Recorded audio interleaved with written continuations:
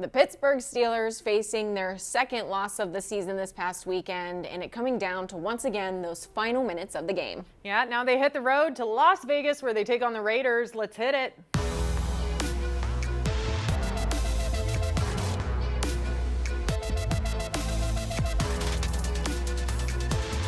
What's up, everybody, and welcome back to episode 6. I can't believe I'm saying that. In week 6 of the NFL season, it's Every Blade of Grass with Cole and Cass alongside Cassidy Wood.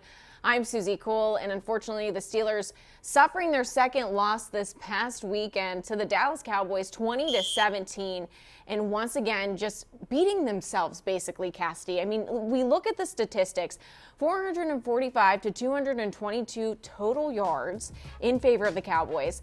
336 passing yards to 134 passing yards for the Steelers, 25 first downs to 17, 9 for 15 on the third down efficiency, as opposed to the Steelers 3 for 12 on third downs. Another last-second loss. The mistakes, they just can't keep coming. Yeah, I mean, like you said, last-second loss. I mean, they had a chance there in the end to walk away with the win, 21-17, seconds left on the board. It was a tricky drive, though. The Cowboys get down inside the 10. They have 4 chances to get into the end zone. Steelers come up with big stops 3 times, and then on 4th and 4, they're able to do it, get into the end zone and walk away with the win. And, you know, they, like you said, just keep shooting themselves in the foot. I think the biggest stat that you mentioned that's so glaring is that 336 passing yards to 134.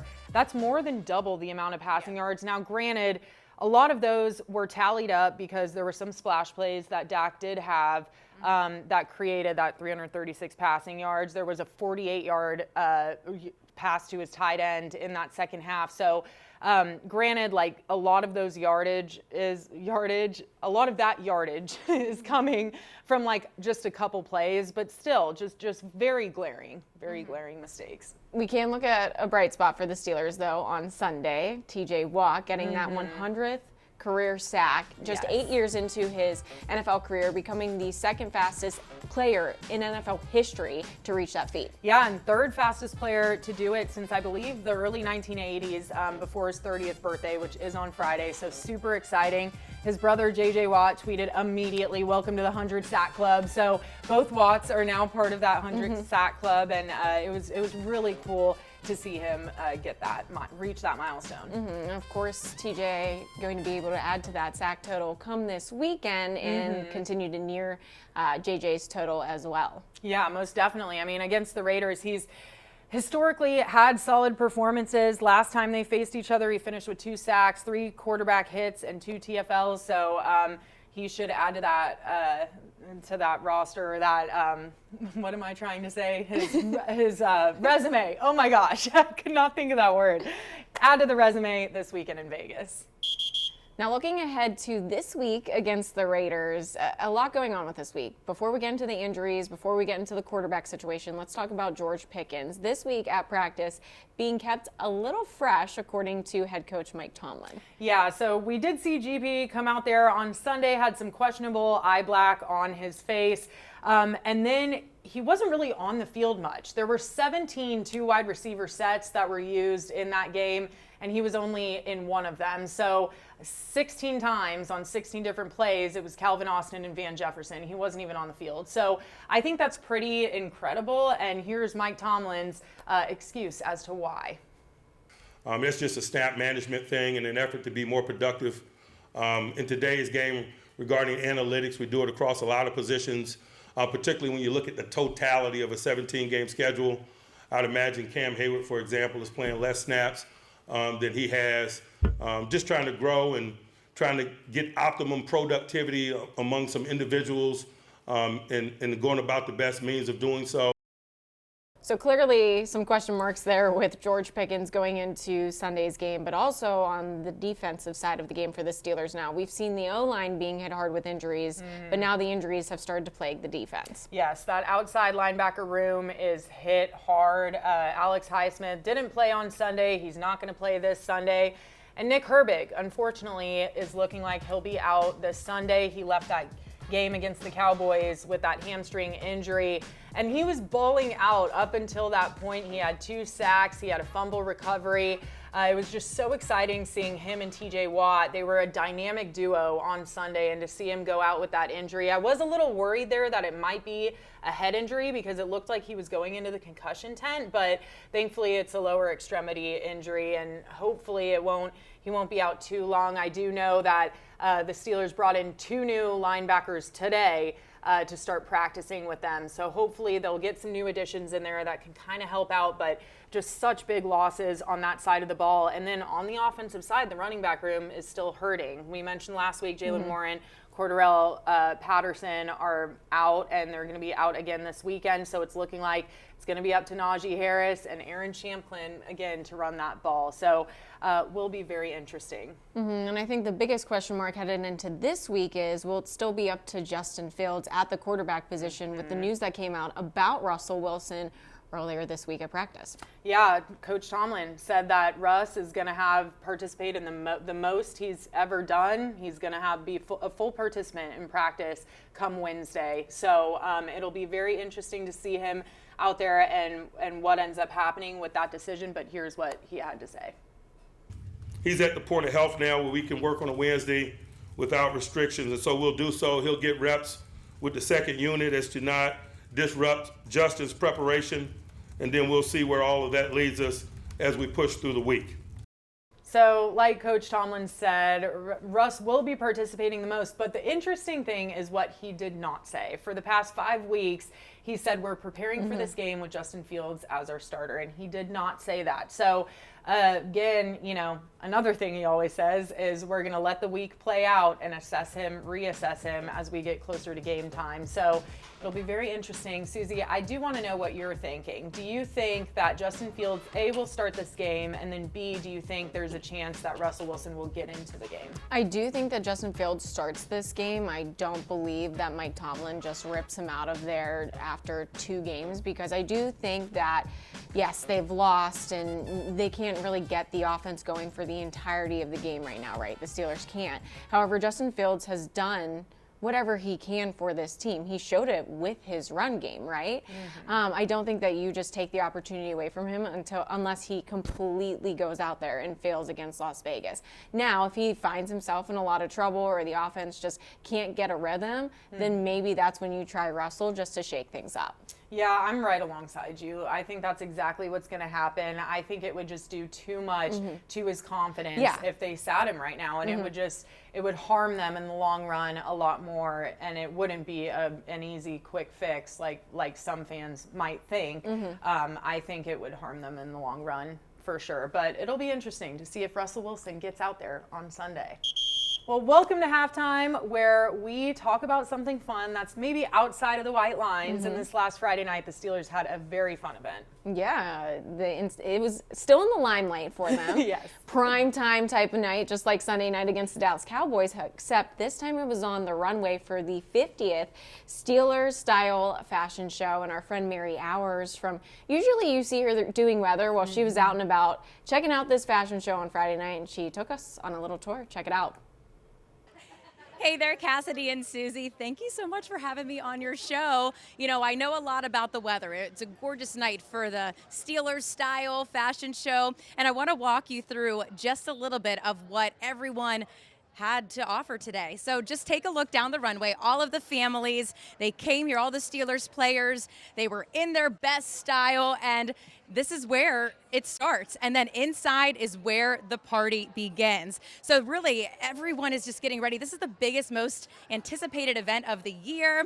Steelers players, special guests, their families, they hit the runway, and all to raise money for the Steelers charities. So the event, it supports great causes like the UPMC Sports Medicine Concussion Program, Cancer Bridges, the Chuck Knoll Foundation, so chaired by Greta and Art Rooney. And also, Kia and Mike Tomlin with co-captains, tight end Pat Fryermuth, and defensive lineman Larry Ogunjobi. So the night promises to be completely unforgettable, and it never disappoints. So many things that everyone can auction off. So they also had live performers. So it really was a party all through the night, ladies. And if you didn't get a chance to go this year, anyone, you have to go next year. It really is fantastic. So thanks for having me again, girls. Sending it back to you.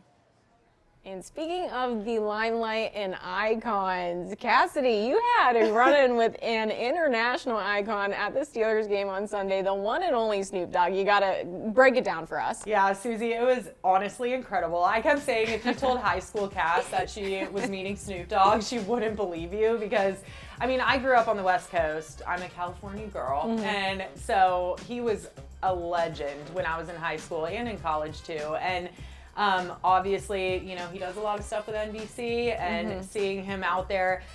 The thing, and I told you this earlier, but the thing I love about Snoop Dogg and icons that are like him is he is on such a different threshold. He's an international icon and he could so easily be over the limelight, kind of rude to people, like not want to take photos or any of that. Not Snoop. He was walking around, hugging on everyone, loving on everyone, came up to the press box, was hugging everybody. Like, it was just amazing to see someone that notable to act that way and be that way around people. So I have to ask you then, out of all the celebrities, athletes, coaches that you've met, where does Snoop Dogg rank on your list? Oh, number one.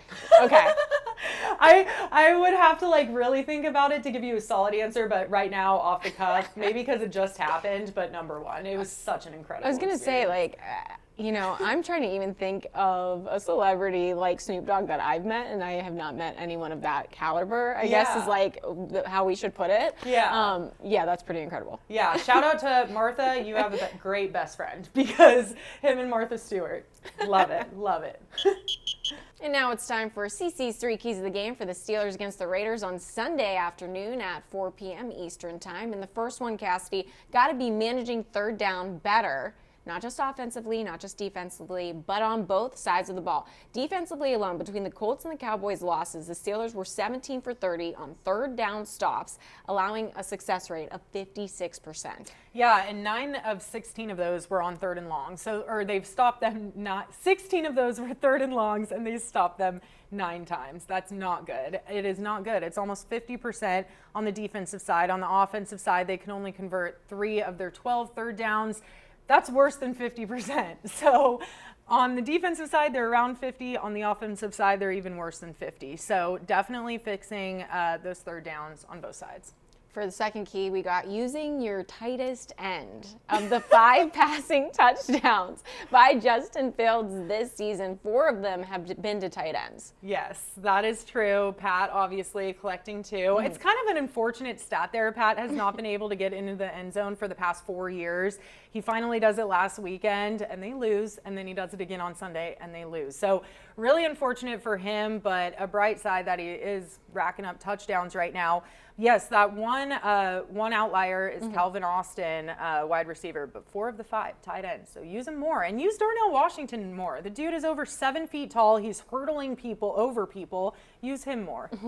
Last but not least, the offense just finding a rhythm, and this kind of goes hand in hand with just having an offense and being able to produce from start to finish of the game. In the first quarter alone, the Steelers have only scored 13 points through their first 5 games. And then you see them blow it in the final minutes or the final plays of the last 2 games. Yeah, and those last 2 games, they've only tallied 3 points in the first halves of the last 2 games. So the offense is really slow to get started, and it sets the defense up for failure in the end, really, because, I mean, if you have the ball inside the 10 with 4 shots to go to the end zone and score the winning touchdown, chances are that you're not going to get stopped all 4 times. It's just too difficult, and you're setting up your defense for a really hard job down the stretch. So definitely from start to finish, evening that out.